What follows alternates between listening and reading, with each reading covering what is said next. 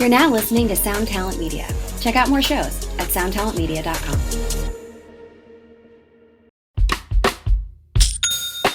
When you think about businesses that are selling through the roof, like Skims or Allbirds, sure, you think about a great product, a cool brand, and great marketing. But an often overlooked secret is actually the businesses behind the business, making selling and for shoppers buying simple. For millions of businesses, that business is Shopify. It's home of ShopPay, the #1 checkout in the world. You can use it to boost conversions up to 50%, meaning way less carts going abandoned and way more sales going through to checkout. Upgrade your business and get the same checkout Allbirds uses. Sign up for your $1 per month trial period at shopify.com/income, all lowercase. Go to shopify.com/income to upgrade your selling today. Shopify.com/income. Every mile matters, whether you're driving your dream car or your daily commuter. The Mobile One team knows that. It's why we created Mobile One Advanced Clean Motor Oil. It cleans your engine in one oil change and helps extend engine life, delivering performance, protection, and cleanliness for vehicles of all ages. All to help keep your engine running like new, whatever you're driving. Visit mobileone.com/advancedclean to learn more. Hello, everyone, and welcome back to another episode of the Tone Mob Podcast. I hope you are doing well out there. I truly, truly do. This week, I am talking to my dude, Scott Mellinger, from the legendary metalcore, well, we talk about that, act Zao. They are an incredible band, and I love their tunes, and Scott is a wonderful guest, absolutely top-notch conversationalist, and that is why he is back on this week's episode. This one spans a pretty wide range of topics, all vaguely musically adjacent, and I think you're really going to enjoy it. But before we get into it, I need to let you know about something. It's been on my mind because I have spent the last week and a half or so, along with other members of the Stringjoy team, shout out John, contacting every single Guitar Center in the United States. Well, Guitar Centers only in the United States, but contacting all 300 plus stores. And why would we do this? Well, Stringjoy is officially in the brick and mortar Guitar Centers. Now, this is a bigger deal than maybe it seems like, because getting on the string wall is no small feat. It's not quite as difficult to get some of the other accessories in the door, but getting them to redo the planogram is quite a thing, because it's a lot of work for them and it's a lot of work for the team, and it is not an easy thing for them to do. So the fact that we are there is really thanks to all of you. Everybody that's ever walked in there and asked for us is the reason that we are in there. So now we're there. And time again, we've seen when we do better in a location, it boosts all the locations. It's just how consumer goods work. It's a little different than maybe being the exclusive dealer for a very high-end guitar brand. That can be a very good thing. But when it's a consumer good like strings, the more you do, the better you do across the board. So please continue to ask for us in all your mom and pops. Check us out at Guitar Center when that's convenient for you. And thank you again to everybody that made that possible. Okay, that is enough. That is my life. I've been calling Guitar Centers for the last week and a half, but you know, I really like talking to Scott. So let's get into this one with Scott Mellinger. Here we go.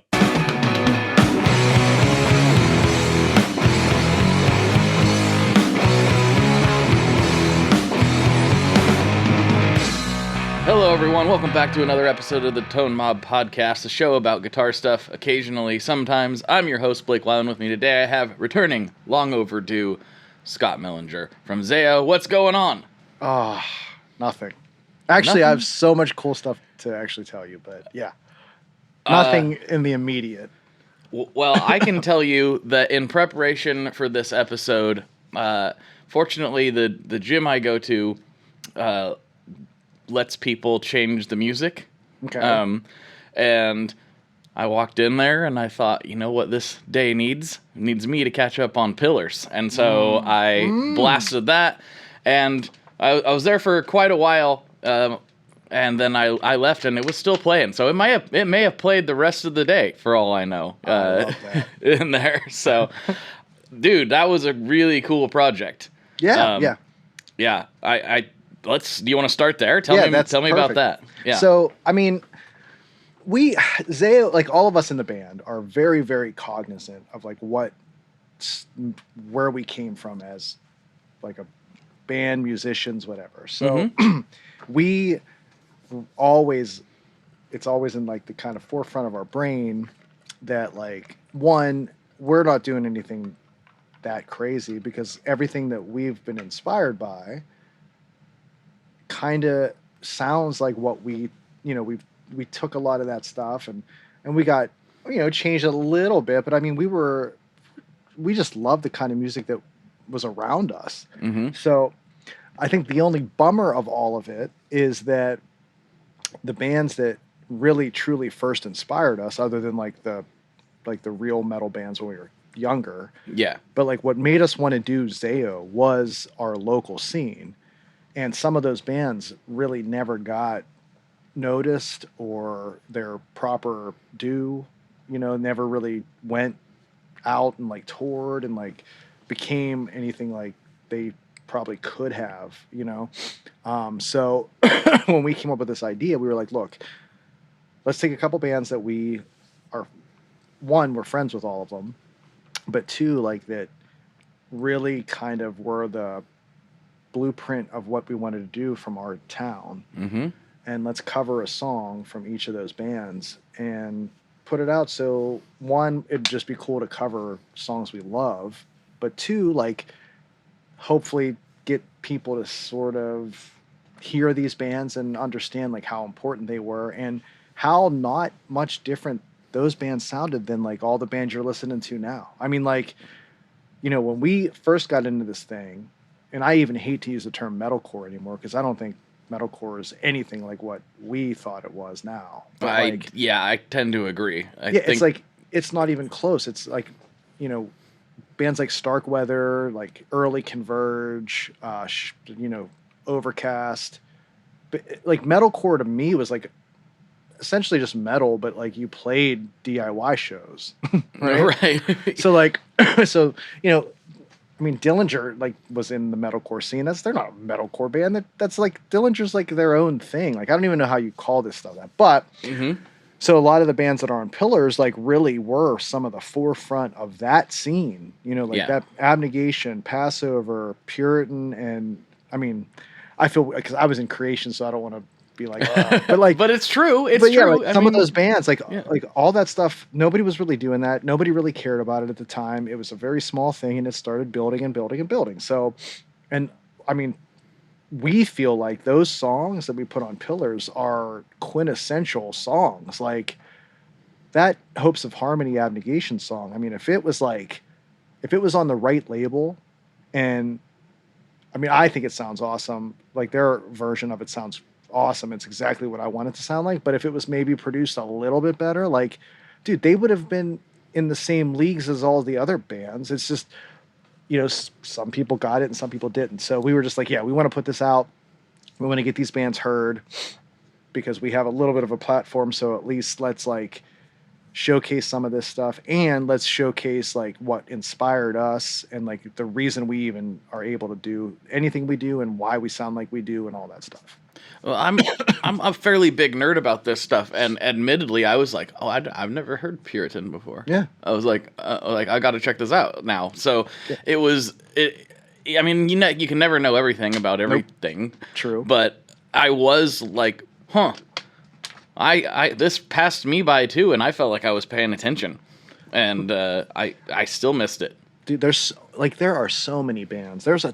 Arizona had a sick early metalcore scene, and like there was a band called Rorschach. I think Rorschach was from like New Jersey, like sort of Dead Guy time, and like all like that band oh my God, like all those bands were so sort of like integral to this stuff early on. And I found them sort of recently. Yeah. Maybe within the last 4 years or so. Like, I mean, well, dude, think like Dead Guy just put out something, but like Dead Guy was, how important was Dead Guy to everybody? I feel like I would say unsung hero, but they're now finally getting their flowers, they're getting I guess. some.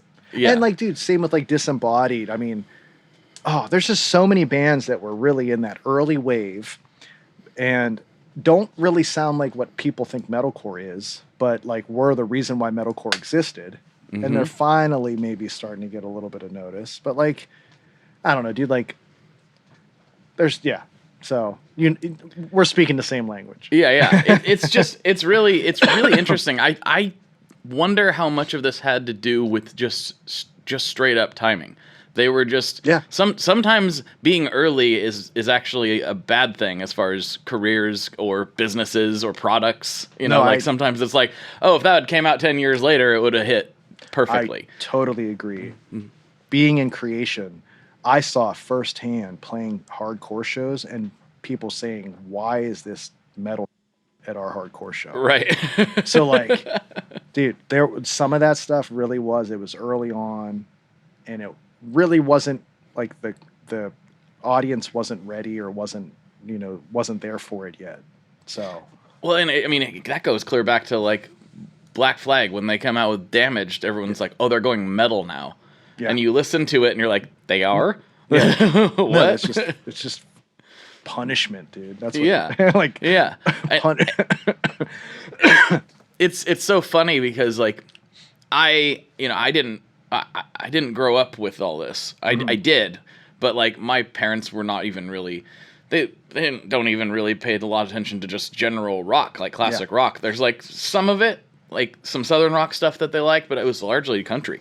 Okay. And I still love all that stuff, and I go to country concerts all the time. I'm a big fan, but sure. I had to find all this on my own. Like the first like rock and roll memory I have is going over to my buddy's house and being like, what's this? What's LA Guns? I didn't even know what that was. I had no idea. I was like 9 or something.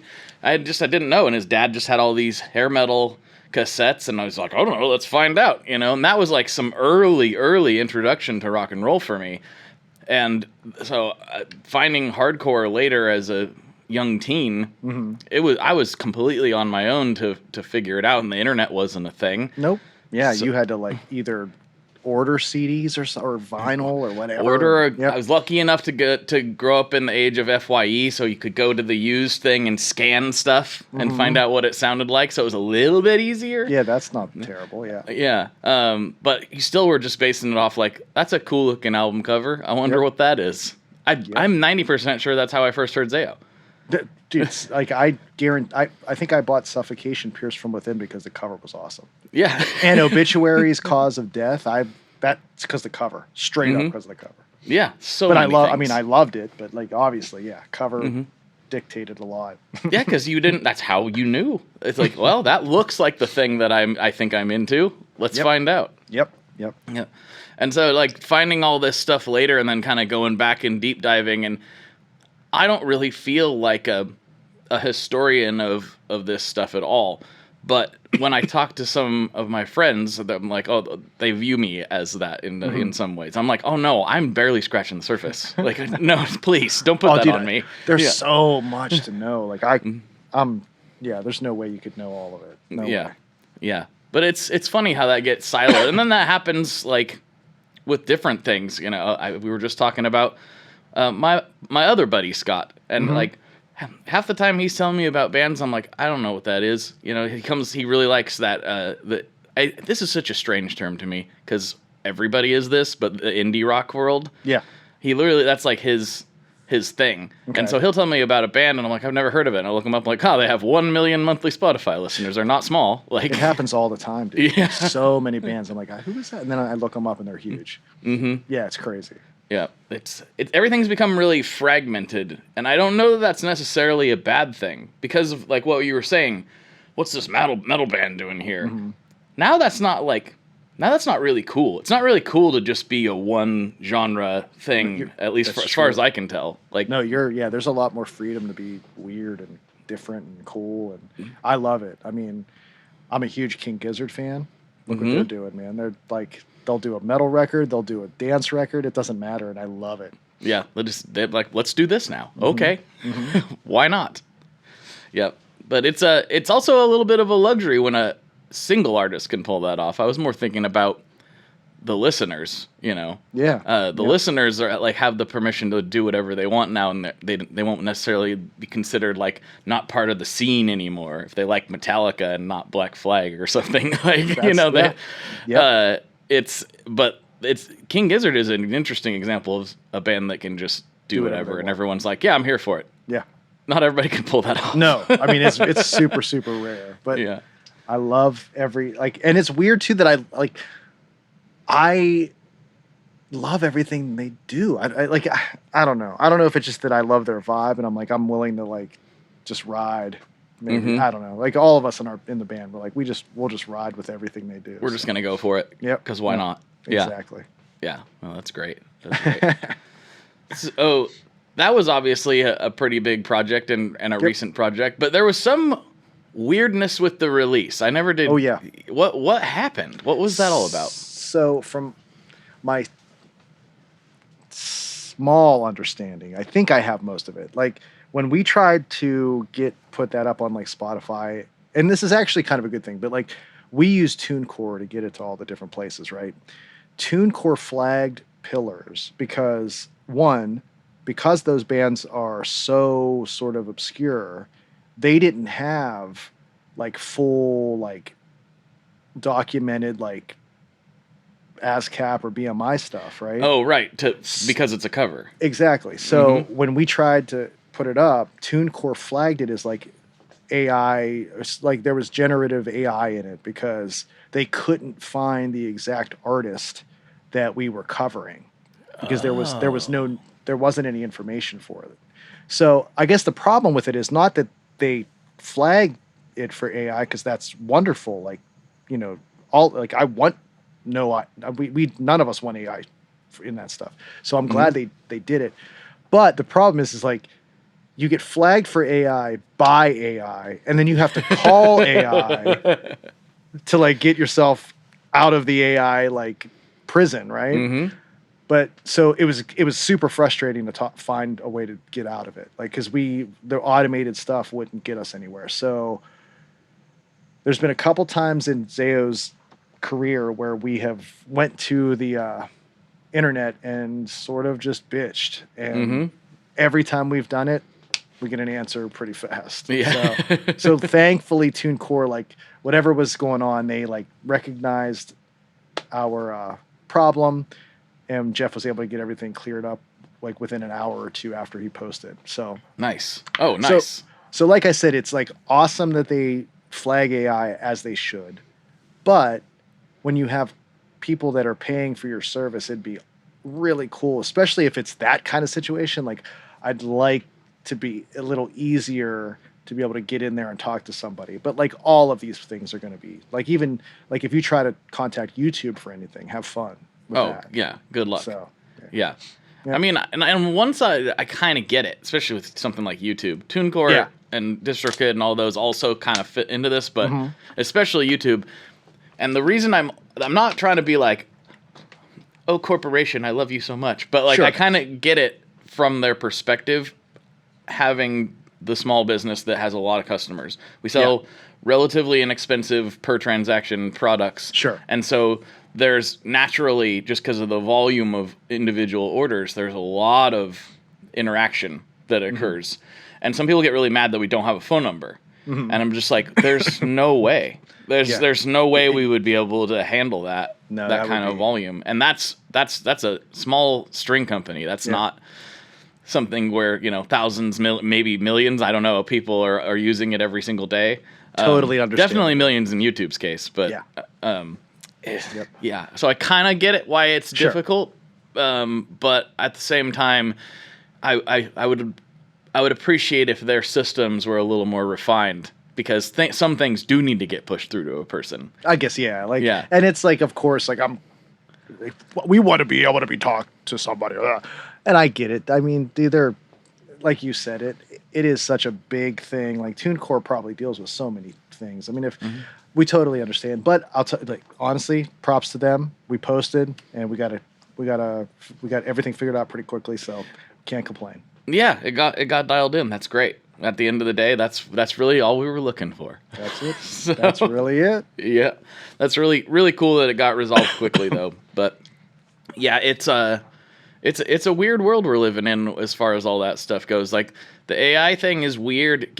I never ever thought that I'd be having to like defend myself, saying that like, no, I made that music. Yeah. Like, no, I really did make that. I don't know if I should be flattered or offended that you think a computer did it. I'm not really sure, but like it's happening all the time, and even to the point of other Scott he's constantly getting accused of being an AI generated person. Oh my gosh! Like all the time in our ads and stuff. He's there. It's probably because his hair's too pretty. I don't know. Like I mean, he's a good looking guy. He is a good looking guy. I was getting some touch up work done on a tattoo the other day, and he's like. He was like, "Oh, what do you do?" "Oh, this is what I do." And he's like, "Is that guy real?"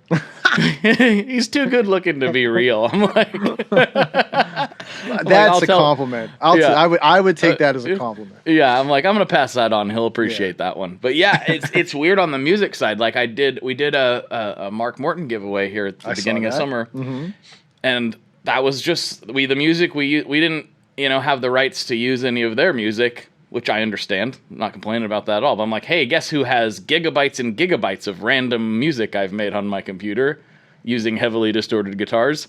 Me. So we picked some and ran it. And yeah, some people really liked it, which made me feel really good. And some people were like, this is just AI slop. And I'm like, it's going to be tough.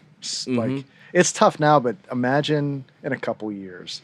When it's like really indistinguishable. I mean, it's sort of indistinguishable now, but dude, I'm just like, I don't know. And like, I being in a super obscure band myself, like Zao's not really that known, and we're a weird ass like metal band, right? And I'm like, we're never gonna have to worry about AI. And then like my friend sent me this thing where like there's like 140 songs in this list of songs that AI is learning from that are Zao songs. When you think about businesses that are selling through the roof, like Skims or Allbirds, sure, you think about a great product, a cool brand, and great marketing. But an often overlooked secret is actually the businesses behind the business, making selling and for shoppers buying simple. For millions of businesses, that business is Shopify. It's home of ShopPay, the #1 checkout in the world. You can use it to boost conversions up to 50%, meaning way less carts going abandoned and way more sales going through to checkout. Upgrade your business and get the same checkout Allbirds uses. Sign up for your $1 per month trial period at shopify.com/income, all lowercase. Go to shopify.com/income to upgrade your selling today. Shopify.com/income. Bonjour, compadre. It's the Priceline Negotiator. How do I negotiate so many great travel deals? My greatest gadget, the Priceline app. It's got hotel deals, flight deals, rental car deals, all of those deals in a bundle. Deals, game day deals, concert trip deals. No one deals more deals than Priceline. Hold your horses, there's more. The app lets you filter hotels by neighborhood, vibe, star level, and amenities like pools and spas and beachfronts and... Wait, I'm not done. Stop cutting me off. Priceline. This episode is brought to you by Netflix. The MLB at Field of Dreams returns. Bryce Harper and the Philadelphia Phillies face Byron Buxton and the Minnesota Twins at the iconic Field of Dreams ballpark. The field is calling. Watch the MLB at Field of Dreams game live on Netflix Thursday, August 13th at 7:30 p.m. Eastern, 4:30 p.m. Pacific. Like there's like I can't remember what it was, but it's almost like a watch group, and they're like, you can go on there and it'll show you, if you type in an artist, it'll show how many songs this AI stuff's learning from. and there were 140 Zao songs on this list, and I'm like, why? Like, how, is it gonna get? So they're gonna do like super weird stuff, like, you know, I would think like a band like us would be pretty free from like it's not like it's a big selling thing, so why would AI waste the time? But is it going to be the point where like AI just wants to do everything and cover it all, and who cares? Like, did you see that one? The one I can't. I'm not going to remember her name, but it was an artist. AI took her song, like learned from how she wrote, did a bunch of songs, copyrighted them because she was still kind of like independent, and she's still fighting to get the stuff off of Spotify because they put a Spotify page up of her like name and their AI songs, and she had her Spotify page, and they were trying to send her a cease and desist order. It was a crazy story. I can't even remember what her name was, but it was nuts. So we just did a Tape Spaghetti episode on this. This is the podcast that Scott and I do where we talk about weird music stuff. Okay. And I didn't realize some of the motivation behind a lot of this. It's much darker than I originally thought once we got to diving in and uncovering some of this. So there's the obvious, like, we're trying to steal your streams, you know, thing, or we're just trying to hack the system to get streams. Like, that part is pretty clear. Yeah. The reason they're doing it is really unpredictable, or like I didn't see it coming. And a lot of it's money laundering. Wow. So what will happen in a lot of cases is people will say drug cartels, it's been rumored that terrorist groups have done it, though they don't have any like provable links on this, but definitely illegally sourced money gets turned in at crypto exchanges. So sometimes those Bitcoin ATMs, if it's a smaller amount, sometimes there's other ways. Okay. They turn it into crypto. They find these illicit bot farms. They do it through a million different ways. Sometimes it's creating AI music. Sometimes it's using AI to find music in the cloud that's never been released before. So if you got stuff saved somewhere that's not on your local, they look for it that way if they can get an unsecured thing. And the reason they do it is because then they create thousands of little tiny quote-unquote artists that aren't real. And that's very hard for the Spotify's of the world to detect. They do it across every streaming service. There's about 100 of them. And they create this whole system where, okay, I'm paying this farm in crypto X amount of dollars, you know, and then they basically wash the money. So they might lose half the cash in the transaction, but they don't care because what comes out the other side is checks from Spotify, checks from this company, checks from that company. So now they have clean money they can introduce into the system and do it that way. And the worst part about it is the way Spotify pays people, a lot of people don't know this, it's all based upon a fixed percentage. They pay 70% of their revenue out to artists, which is actually quite a bit more than I think people would expect. Yeah, I wouldn't have expected 70%. Yeah. But that's of all revenue. So if you are a AI artist, you're not bringing any streams to the table. You're just harvesting what's there because you don't have a real audience. So you're not bringing any streams to the table. You're just pulling from the pool. So you're pulling from that same 70%. So effectively, not only are they laundering money, they're actually actively stealing from legitimate artists because now there's less money in the pool. Because like we need anybody else to steal from us. Like, my God. Yeah.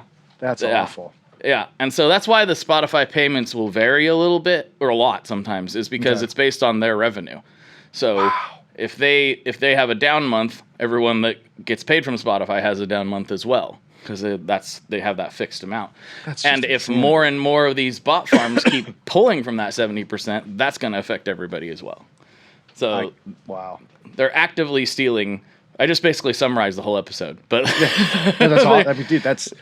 I feel so much better to know this because it's awful. That's like literally, I don't even like. There's no words. I don't even know what to say. Yeah, it's active theft from people who are already not getting paid that well. Like, dude. Like no wonder nobody wants to do this anymore. I know. It's brutal, man.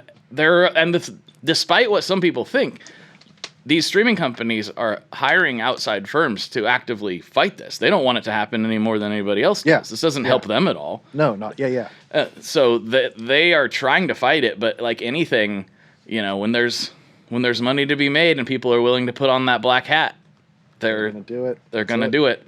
That's right. And it's really difficult for them to catch the way they're doing it now. Because what's the difference between a small indie label that has 10 bands on it, and they're all named different things and different projects, and a not real indie label that has 10 bands on it of none of which are real? It's a little hard to distinguish just looking at a list. So, yeah. Now, if you just there's some people who get greedy and they're like, I'm one artist and now I have 1 billion streams, and they catch that right away. Pretty much. That's easy to find. But, that's crazy. I did not know it got that brutal. Yeah, it's bad. It's bad, and it's really, again, it's not really their fault. It's the people doing it's fault. It's wild. Wow. So that's the world we're living in currently. Love it. Oh, I'm so happy to be here. This is the utopia that the internet promised us, right? This is it. We're doing it now. Everything's just awful. Yeah, so that's fun. I didn't mean to take everybody down a notch, no, here we are. I think it's actually interesting to get that kind of information because, like, you don't know that it's like that. But, I mean, now nobody can pretend like they don't know. Yeah, that's true. Yeah. And I don't know what we can do about it, but the more people that know about it, the better.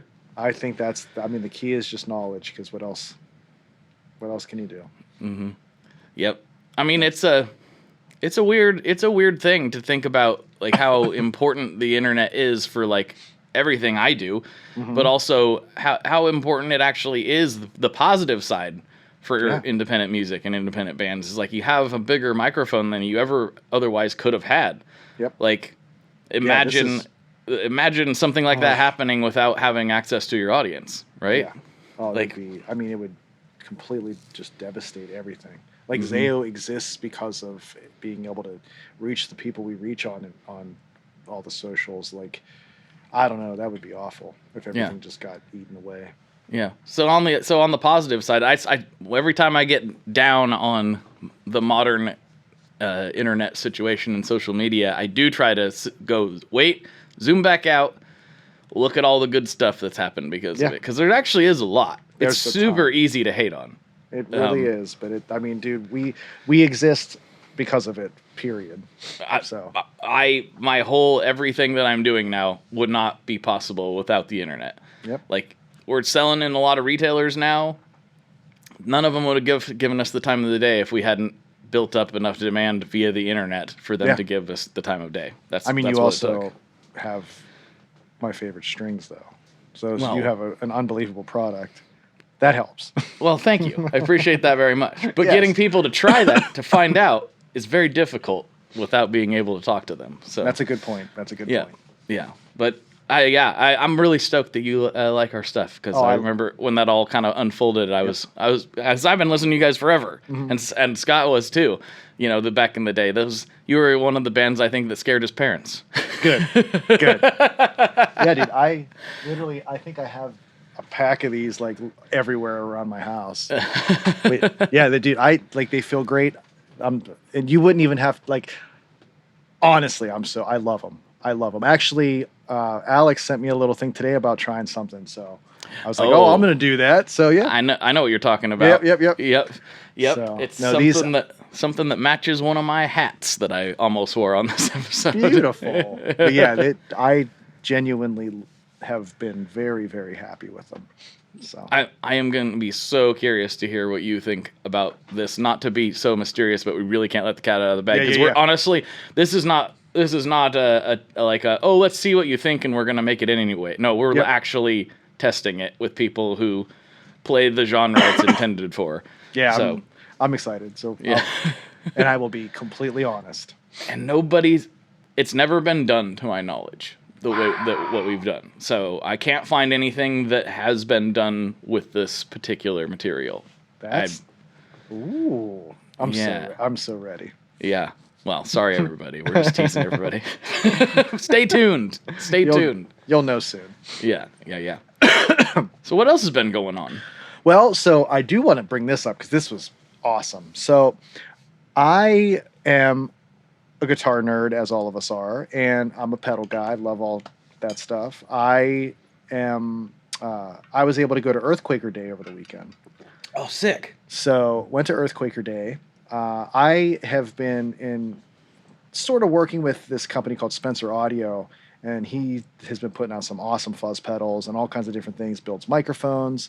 Sean, records and mixes band. I mean, Sean's been doing this as long. I mean, he actually went to a Cornerstone Zao was at a long, long time. Oh, wow. Okay. So, but, I met Sean through his pedals. He let me try one of the Gago fuzz pedals, and it was fantastic. So I've been using it a lot and used it on some stuff. And so he invited me to come with him to go to Earthquaker Day. And I'm a huge Earthquaker fan, which I use those pedals too. Astral Destiny is one of my favorite pedals that they've ever put out. And the Plumes is sick. There's just so many good pedals. But so I went to that, and Blake, it was so cool. Like the vibe, like Akron and like Youngstown, Ohio have like a really awesome like doom scene, which is kind of where Zao's been like moving towards. Like, like I said, metalcore, I don't think we ever really fit into that thing, but like we were just like a metal band. But like the older we get, I think it's just like sort of natural for like just getting sludgier, transition to sludge and a little more like, I want to see this, I don't want to see this, Right. So, but like, so we went there, like the vibe of that place is cool. The guy that owns Earthquaker, Jamie, puts this unbelievable, like awesome, like pedal convention on. They have all free events. They have like 2 concerts, like a pre-concert and a concert after the Earthquaker Day that are all free. And just unbelievable. So like huge Sun fan. And Greg from Sun played with this it's Lisa Belladonna. She's like sort of a soundscapey like synth player. Okay. And they did like a combined show the first night that was just unbelievable. Almost like to the point of like just like Sun like punishing, where you don't think you can sit there any longer, but you have to sit there, right? So that was sick. Then we did Earthquaker Day, and then the headliner the next night was A Place to Bury Strangers, where that band's just unreal. And those guys do Death by Audio pedals, I believe. Yeah, Oliver. So yeah. And it was just such an awesome experience. I'm really hoping that next year we can either like position Zao in a way to like maybe do something with them, or like obviously I'll probably be going with Spencer Audio again because we have some cool stuff coming up. So either way, I don't think there's going to be an Earthquaker Day that I don't attend. It was that much fun. Oh man, yeah, I've wanted to go forever. It's a little bit of a hike. Yeah, that's pretty far. But like NAMM is insanely far for me. Yes. And I've always wanted to go to NAMM, but I'm also like, it's a little overwhelming because it's just like so big. And like this was like kind of like a little tiny baby NAMM where you get to like play with pedals. But I mean, so Reverend Guitars was there. Ken was there himself. Like I got to talk to him. I mean, dude, it was just so awesome. I was so happy to go. Yeah, it's super rad. I love Jamie and Julie and their stuff they make and the way they do things. Makes me real happy. That's it. That's really like their whole just vibe, but there's like a better word for that. Like just how they. It's like an ethos. Yeah, like it's just man, like their kids are there. Like Greg had his kids with them. Like you just feel like, I mean. Everybody says like, oh, like there's a community. Dude, you feel like fully like you're in a community there. Like it is like everybody's so kind and like, I don't know. I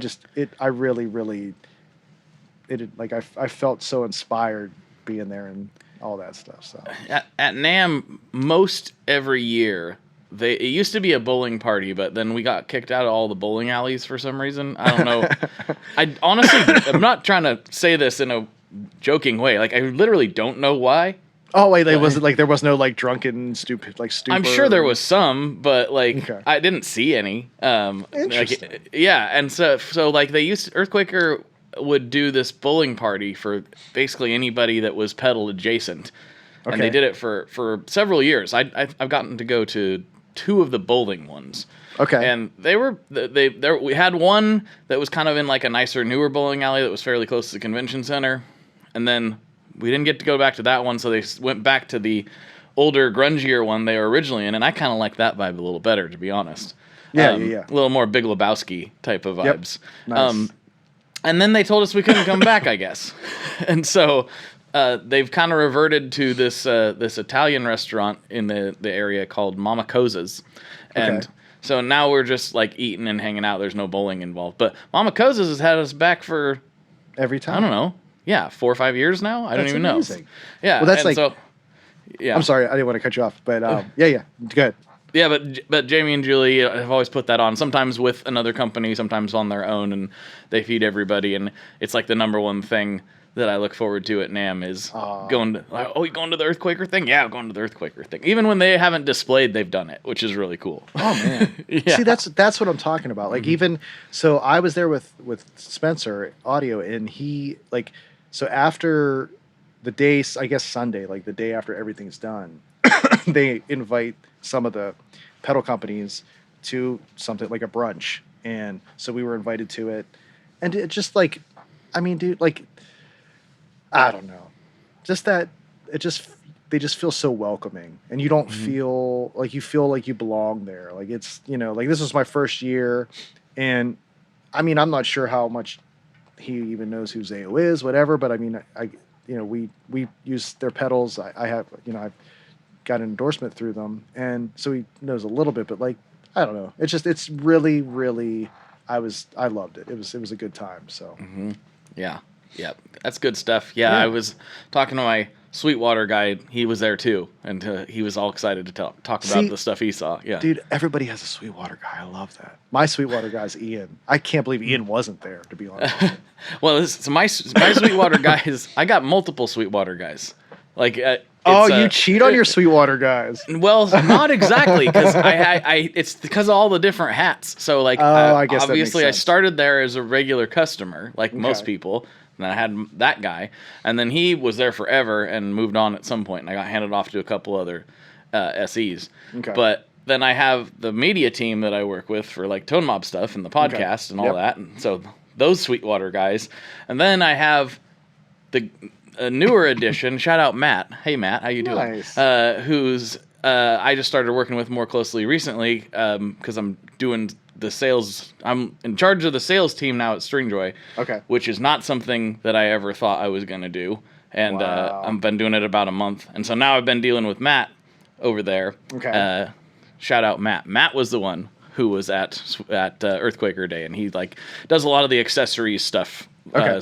So he's the one I talk to, and I'm like, hey, you should check this new thing out that we have. Well, dude, those I mean, those Sweetwater guys, they are right on it when you need them, and they're right on it when you don't need them. Yeah. Have you ever been out there? I have. We actually played in. We were pretty close to Fort Wayne. I think it was actually we went to Indy, and we were going through, so we were able to stop, and Ian invited us in. He like got us lunch, and we like got to look around the whole like place. I mean, that place is just, for a guitar nerd, oh man, I can't, like, it was too much. I like left like, like in a coma of awesomeness.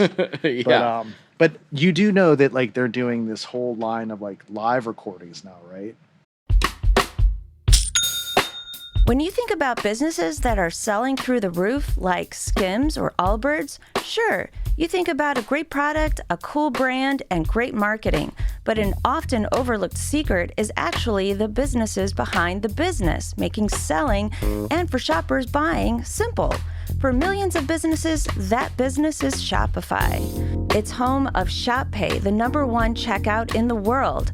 You can use it to boost conversions up to 50%, meaning way less carts going abandoned and way more sales going through to checkout. Upgrade your business and get the same checkout Allbirds uses. Sign up for your $1 per month trial period at shopify.com/income, all lowercase. Go to shopify.com/income to upgrade your selling today. Shopify.com/income. This episode is brought to you by Workday. Guessing is for game shows, not your business, especially when your margin for error is 0. Workday is the enterprise AI platform for HR, finance, and IT, with a deep understanding of your organization's context and guardrails. So every AI action is permission aware, giving you accuracy 24/7 and the ability to not just get work done, but get it done right. It's a new Workday. Bonjour, compadre. It's the Priceline Negotiator. How do I negotiate so many great travel deals? My greatest gadget, the Priceline app. It's got hotel deals, flight deals, rental car deals, all of those deals in a bundle. Deals, game day deals, concert trip deals. No one deals more deals than Priceline. Hold your horses, there's more. The app lets you filter hotels by neighborhood, vibe, star level, and amenities like pools and spas and beachfronts and... Wait, I'm not done. Stop cutting me off. Priceline. No. So Sweetwater has a studio in it. Yes, I do know that. Right? Yeah, I And- recorded a podcast in there. Oh, that's awesome. Okay. Yeah. So they have they're doing, you know, that what's that one place in Chicago that does like the live, Like, CME? I know that CME does it, but there's like one that's like almost like KEXP sort of like. Oh, okay. Yeah, I'm not sure about that. I forget the name of it, but they've done like a bunch of really cool like live audio like shows, and Sweetwater's gonna do. I think they released 2 of them. I'm pretty sure there were a couple that they put out already, but yeah, they have like bands come in, film them, and they use all the Sweetwater stuff, and then the Sweetwater Studios records it, so you have like pretty awesome recording plus your live video stuff, and like release it as a thing, as a combined thing. And Ian's, Zao might try to do one because he's been trying to get some pretty cool like heavy bands in there. I think Suffocation was going to do one. Or Really? They may have already done one because Ian works pretty closely with those guys. But yeah, it's kind of crazy to think that Sweetwater as an entity is pretty big, like a corporation. They're pretty well known, but like they definitely are catering to like cool underground music. So yeah, They seemed like when they had all like a bunch of us media people out for basically when they brought back Gear Fest, they didn't do it in the old way that they did it, where it was like a open door, anybody can come in thing. It was still like kind of COVID-y, like it was like on that kind of blended side. So like, I don't remember what the rules were in Indiana exactly, but they could kind of have people in, but they weren't wanting like the masses in, I think. I see. So they had like a media centered one where they had a bunch of YouTubers and me for some reason come out, and it was great. I got to like take over one of the spots in the Sweetwater Studios. They have a couple different ones there, and I got like one of the smaller rooms, and I got to just be posted up in there and just bring people in for interviews like nonstop. And that would be pretty neat. That was really cool. And the cherry on top for that one was I was talking to the Ashdown guys. I was like, yeah, you guys should come back and do an interview. They're like, we'll do you one better. And I was like, what's going on? And they're like, Shavo from System of a Down's going to be here tomorrow. You should interview him. I'm like, let's go. Let's do it. Dude. So that was a pretty primo Sweetwater experience, getting to sit down with that guy. Jeez. Yeah. Wow. Yeah, I'm sitting here going like, you wrote it. Like, try not to be. You remember that old skit, that Chris Farley skit? One? Yeah. You remember when you were yeah, did the Beatles? Because it was Paul McCartney, I think. Yeah, right? yeah. Yep. Remember when you were in the Beatles? That was awesome. Yeah. Yeah. Dude, it's always like that, right? Like, and then I don't know if this happens to you or not, but like every time I meet somebody that I like look up to at all, I try really hard to just be like normal dude, because like whatever, it's normal dude. And then like I leave there going, what did I do? What did I say? Like I'll analyze everything I did that whole time for like next 2 weeks. I've gotten a lot better because I through doing this show, there's a lot of musicians I've gotten lucky enough to have long conversations with that I've looked up to for years. Mm-hmm. I'm doing it right now. Oh, dude, yeah. I tell this to I don't even belong on any podcast. Dude. No. Thank you for inviting me. No, I'm a fan of the band. That's why you came on in the first place. So thanks for doing it again. I appreciate it. Yeah, I have done it enough times that it's just reps, so it's not as difficult for me anymore. I don't know that there is anybody, like even with Chavo, I was like, I think if you listen to it, you wouldn't probably know that I was as excited as I was. Like I was like, ooh. I did tell him like I'm a big fan. This is really cool for me. Yeah. But I think I kept it pretty good, pretty even keel. And I don't know if there's anybody that I could meet that I wouldn't be able to keep it together for at this point. I think I could with just about anybody, even Paul McCartney. I think I could handle it. I would be able to do, I think the only person that probably would have like sent me into like a weird, like, I don't know if I can do this, would have been if Johnny Cash was still alive. He might be one, or Waylon Jennings. Yeah, that would be pretty sick. Because like Johnny, like I grew up so Johnny Cash would be one of the people that I'd like be like, oh man, all right, don't do it, Scott. Don't do it. Like, but I hear enough stories though that I think you might feel that way going in, but I think you'd be fine. It sounds like he was, like everything I've ever heard, I don't think he was, doesn't sound like he would have made me uncomfortable. And I did get to meet his son, which was like really quickly in passing. And that, like, I was able to do that, I guess, but I mean, still, it's like, that's pretty neat to meet him. And, you know, there's a couple people that I act like I probably would be weird about, but I think it'd be okay. Because like really when it boils down to, just the same, it's people, dude, right? So yeah, and when you're seeing it like so up close, and especially like when you get to, I mean, you've been playing in bands forever. You've seen what this is like. It's like it's not. No, yeah, it's not that different. Like it yes, the stages get bigger and like everything, but it's like not wildly different. No, it really isn't. I mean, yeah. Some bands, like, I think the only thing that was weird, the one thing that changes to me is, like, the bands that, like, go full, like, in-ear, like, we don't hear anything. And then, because, like, and there's still some bands that don't do that and just play to have their monitors. Like, Lamb of God, I don't think they do a lot of in-ear stuff. I think Randy just still plays to the monitors. I think so, yeah. So it's like, that kind of impresses me a lot because, like, dude, when you're in that big of a stage and you're able to keep everything good and sound, but I don't know. You're right. It's like really, it doesn't get crazy. Yeah, and it's funny how much different people look up on a stage. It's really weird. Like, well, dude, and then I've seen my friends up there, and I'm like, whoa, look at you go! You look so cool, and you're doing the thing, and you're killing it. And then like afterwards, it's like. Standing next to hey, what's up? We're just hanging out, eating carrots. Yep. I know. It's funny because like my daughter does this really cool class for her school. Like they have, it sounds like a lot of high schools are doing this, but she has this class called Rock Ensemble where they like get in there, get instruments, learn 4 songs, and they all have to switch the instruments. And then like at the end of the year, they do a performance at like, in our little town. There's like a nice little amphitheater. It's small, but like it's like in a little park area.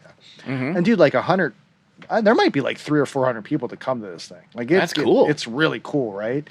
And it's so funny because like my daughter Sid will just like she'll sit around whatever, and then once she gets on that stage, it's like, wait, is she like a real Oh my god, she's like a real musician. Like she looks real. Yeah. And it is funny how like just being on a stage and doing something like that like transforms you into this thing that doesn't look like a real thing. Yeah. It's just weird. Like that elevation and and you're just a little taller than everybody else and everyone's so looking up and I don't know, everyone looks bigger Yeah. Too, like, and that's so good for me because I'm so little. It's like the best. Yeah, I'm short. I should be on a stage more often. That's it, dude. I'm 5'5" at my best day. So yeah, so like everyone looks so much taller and cooler, and I'm just like, yeah. It's just a funny perception. And that distortion of reality never really seems to go away. No matter how much you might know the person that you're watching, like you're watching your own daughter. Yeah. And you're like, whoa. Yeah, no, dude, you're right. You're totally right. Mm-hmm. And then it's like weird to see, like, especially too, like you said, when you see the people walk around afterwards, you're like, there's like that tiny bit of like, oh, he was just on stage. And then it takes a little bit and you're like, oh, he just dropped his fry. Okay, cool. We're good. It was really funny. Like, the listeners know this, and you probably do too. Like, I'm a massive Thrice fan. Oh, huge, God, yeah. So huge fan. And I mean, their farewell flag is hanging up over there, as it should. You know. Yeah. And love that band. So they're incredible, and they're such good dudes. And like getting lucky enough to like my favorite band, and I get to see them every time they come and go hang out with them, and I'm like, this is crazy. Yeah. I still can't believe it, but they're such normal dudes. Yeah.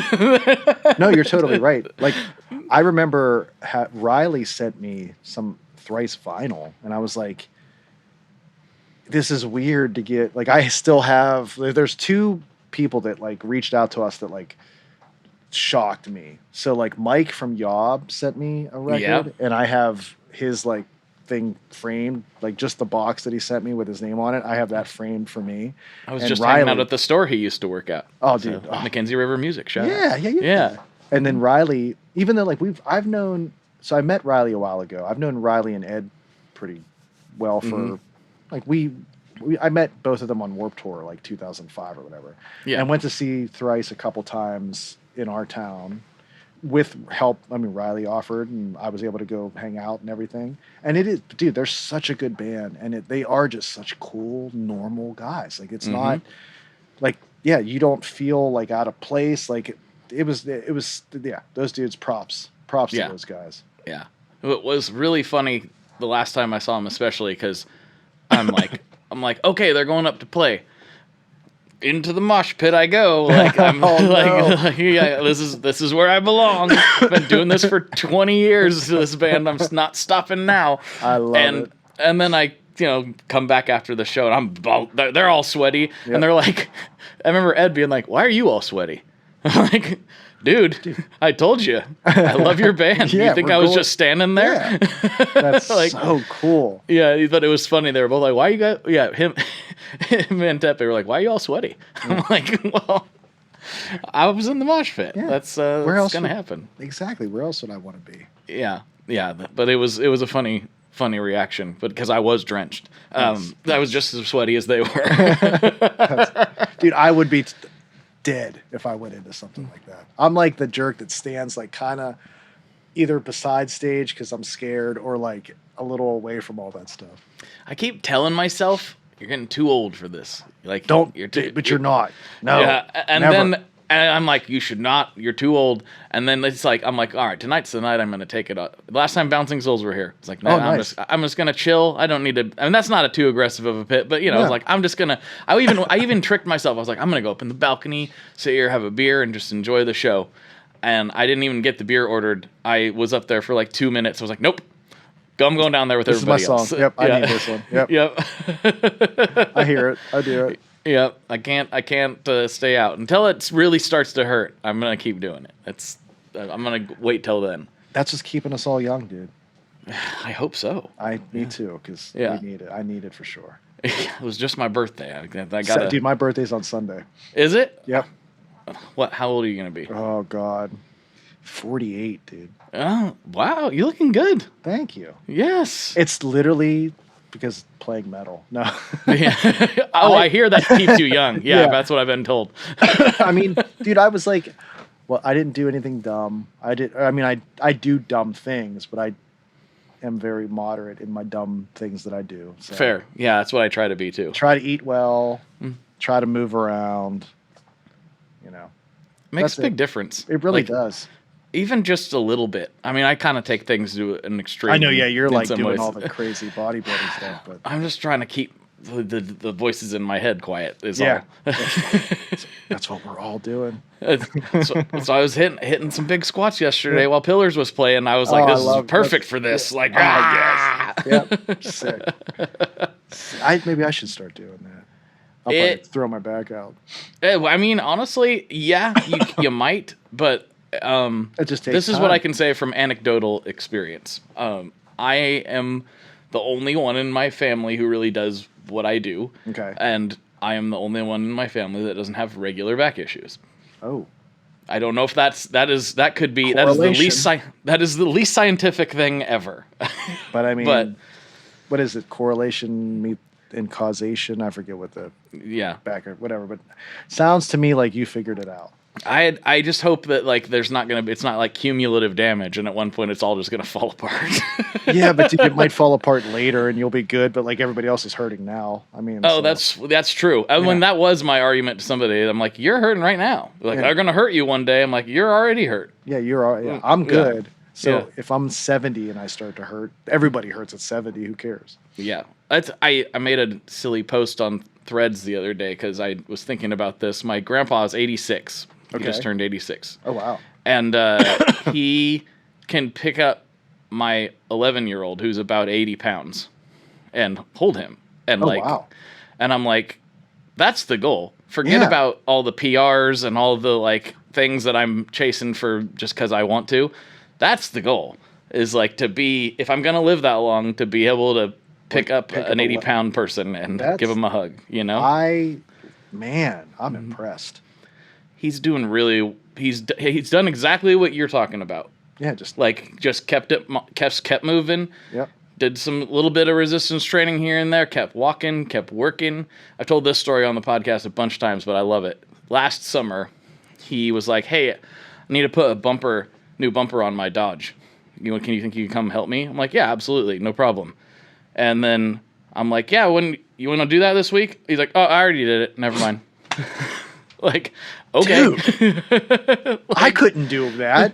I did my brakes and my back hurt. So like a bumper. Oh, he's ahead of the game. My God. I was like, okay, Pop. I mean, I could have helped you, but that's incredible. Yeah. Wow. So that is, but I think you're onto something because that's what he's done. He's tried to eat decent, not perfect. Yeah. He's tried to keep moving. I like cheesecake every once in a while, dude. You gotta indulge some fun stuff. Your birthday's coming up. Yeah, that's what I'm gonna do. Actually, get some cheesecake. I think a little cheesecake now and again, it's good for the brain. I think it is. I think it is. You don't do it every day because then it's not as good for your brain. No, you don't. You have to do it. It has to be special. And there's a place like literally like 5 minutes from me. It's a little French like bistro place around us.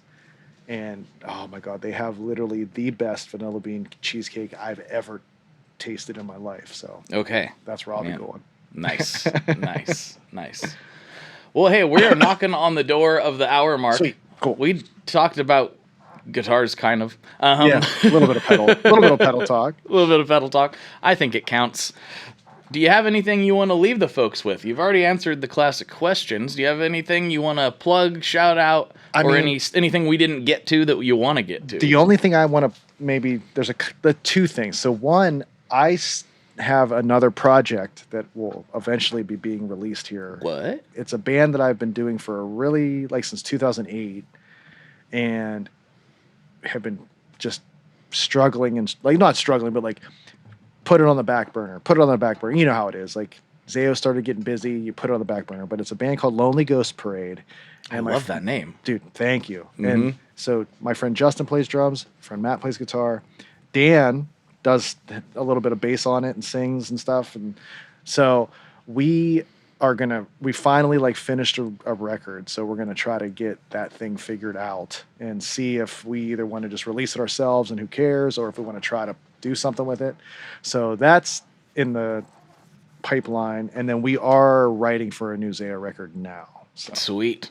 We have a couple other really fun things coming though too, like some cover albums. I can't wait. So. Oh, stuff that's already done? Stuff that is almost halfway done. So drums are done. So I got to do some guitar work on them. But we have a couple things, like another cover album, another split cover album, and then we have been like pretty heavily into writing the new record. So sweet. So Love it. excited. So stay tuned. I want to hear that Lonely Ghost Parade stuff. I will be happy. Oh, I can't wait. I would be happy to send it to you.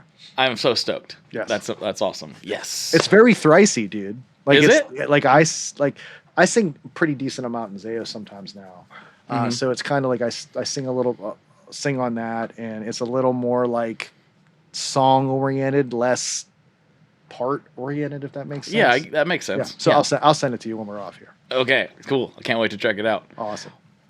All right, listeners, stay tuned for all that stuff. Follow Scott on the social medias. Follow Zao. You'll see all that stuff come out. Yay. And, yeah. Share this episode with a friend. That's what you got to do. That's the next thing you got to do. All right? Cool. Well, we'll slide over to Patreon and see what kind of nonsense we can get into if that works for you. Dude, I love it. Yes, I'm excited. Cool. Here we go. All right, everybody. For Scott, this is Blake. And as always, folks, good luck and good tones. Alrighty, folks, I hope you enjoyed that episode as much as I enjoyed recording it. I don't know if that's possible, but I still hope you enjoyed it a lot. And guess what? There is more over on Patreon, where for just $5 a month, you can get access to the ad-free feed and the extra bonus content every single week, including my conversation with Mr. Mellinger. Yes, we get into it over there, and I thank you all deeply, everybody who supports over there, because you literally keep the lights on here in the Shred Shed. I appreciate you very much. Oh yeah, one more thing. I'm sure a lot of you have shut this off by now, but for those that haven't, I am going to be at the Fretboard Summit in Chicago. Yes, that's just coming up here in a few weeks. I'm flying out to Chicago, and I'll be hanging out in that city for the very first time, and I will be there for the Fretboard Summit. So I believe that's going Friday and Saturday, the 21st and 22nd of August.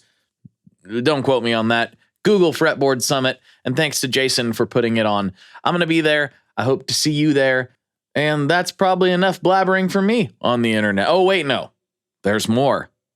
Don't forget about Tape Spaghetti. Tape Spaghetti is the show I do with my other Scott Marcourt, where we talk about all kinds of weird musical topics, and people are really enjoying that. And I thank you all so much for checking that out. I hope that you will continue to listen and share those episodes with your friends. That's how this thing can actually work and gain traction. It's all thanks to all of you. Everything I get to do is thanks to all of you. So huge shout out to whoever is hearing this right now. I appreciate you very much. All right, that is officially enough rambling. Good night, everybody. Hi, Ryan Reynolds here for Mint Mobile. Are you looking for a beach read this summer? May I suggest your big wireless bill? It's got suspense, mystery, a slightly flat emotional arc, and a shocking twist where you realize you've been overpaying the entire time. Fortunately, though, Mint's story is better. Every plan, $15 a month, even unlimited. That's it. Happy ending, zero tears. Give it a try at mintmobile.com/switch. Upfront payment of $45 for 3 months, $90 for 6 months, or $180 for 12-month plan required. $15 per month equivalent. Taxes and fees extra. Initial plan term only. Greater than 50 gigabytes may slow when network is busy. See terms. Athletic Brewing Company crafts award-winning non-alcoholic beers for those who want to be part of every round. With over 185 flavor awards, they're exceptional NA beers that fit your lifestyle and any social occasion. Summer's full of good times, and Athletic fits right in. Go to athleticbrewing.com to have brews delivered to your door, or find them at a bar, restaurant, or store near you. Near beer. Athletic Brewing Company, fit for all times.